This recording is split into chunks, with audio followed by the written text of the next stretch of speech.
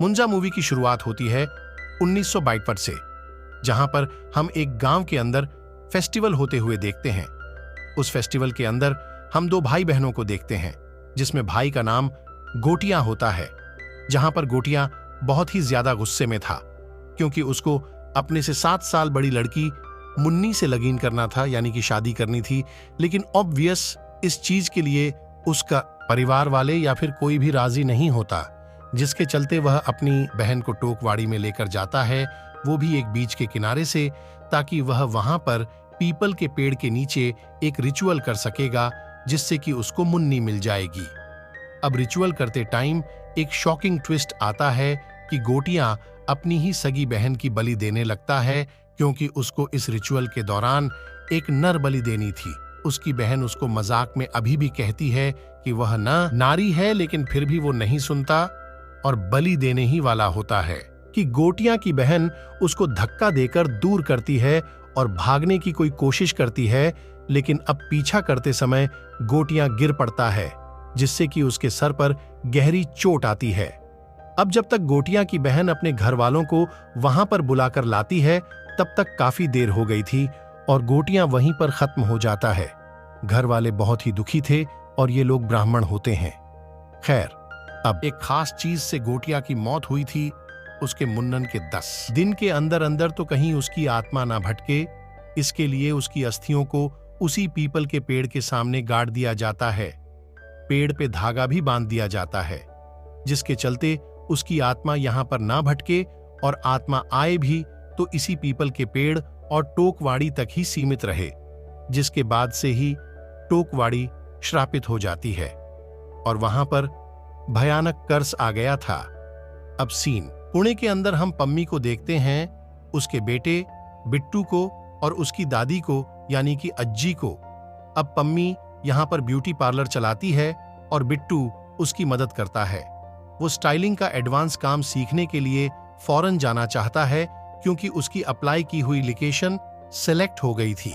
लेकिन पम्मी इसके लिए कंफर्टेबल नहीं होती, क्योंकि उसके लिए बिट्टू अब अभी बच्चा था और वो उसको खोना नहीं चाहती थी, क्योंकि पम्मी के हस्बैंड अब इस दुनिया में नहीं थे।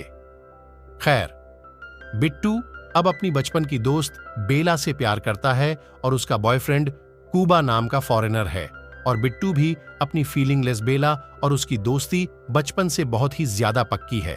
बिट्टू का एक फ्रेंड भी है जिसका नाम स्पीलबर्ग है और वह वीडियो मेकिंग का काम करता है।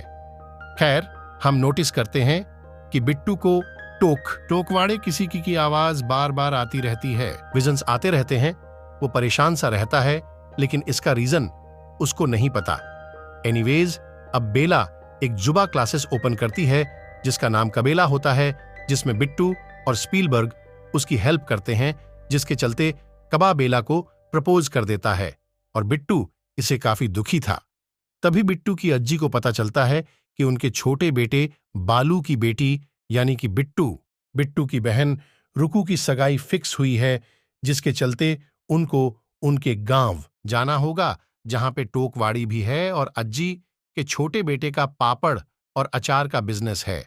खैर, अज्जी और पम्मी शुरू में हिचकचाते हैं, क्योंकि वहां पर कुछ बुरा हुआ था, लेकिन अब वहां पर जाना उनकी मजबूरी हो गई थी और बिट्टू अपना माइंड फ्रेश करना चाहता था, जिसके चलते वो वहां पर पहुंच जाते हैं। अब इस पॉइंट पर हमको पता चलता है कि बालू और पम्मी की बिल्कुल नहीं बनती, क्योंकि बालू के बड़े भाई की मौत वहीं चटोकवाड़ी में हुई थी, क्योंकि वो इस जमीन को बेचना चाहता था और अब वो भी सेम चीज करना चाहते हैं जिसके लिए अज्जी नहीं मानती, यानी कि चटोकवाड़ी उनका था। तब जाकर बिट्टू को पता लगता है कि उसके पिता यहीं खत्म हुए थे और बालू पम्मी और उसके बच्चे को ही इसका रीजन मानता है और इसलिए इन दोनों की बिल्कुल नहीं बनती। खैर, अब बिट्टू इतना ज्यादा गुस्से में आ गया था कि वह सीधा चटोकवाड़ी पहुंच जाता है, जहां के विजन्स उसको आया करते थे। अब यहां पर चटोक वहीं से एक रास्ता सीधा चटोकवाड़ी तक, वाड़ी की डिटेल देखी जाए तो एक बीच है और जाता है। खैर, तभी हम वहां पर मुंजा को देखते हैं, जो कि बिट्टू पे हमला कर देता है। अब गांव वालों को बिट्टू की स्कूटी जंगल के पास मिलती है और तभी पूरे परिवार को खबर आती है कि बिट्टू मिसिंग है, लेकिन उसका चाचा बालू से इतनी नफरत करता था कि वो बस ये कहता है कि स्कूटी दे जाओ, बाकी देखा जाएगा, क्योंकि वह चटोकवाड़ी के नाम से ही मत दिया करता था।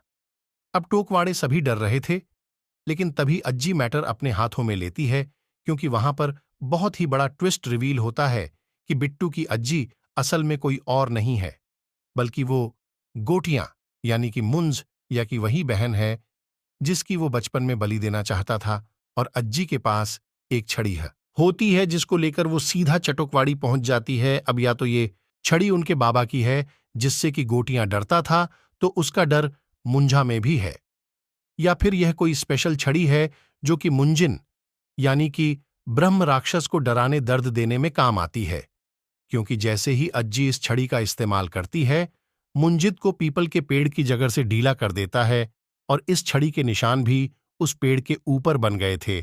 और यह ब्रह्म राक्षस वाली कहानी मैं आपको थोड़ी देर में समझाऊं। एनीवेज, अब अज्जी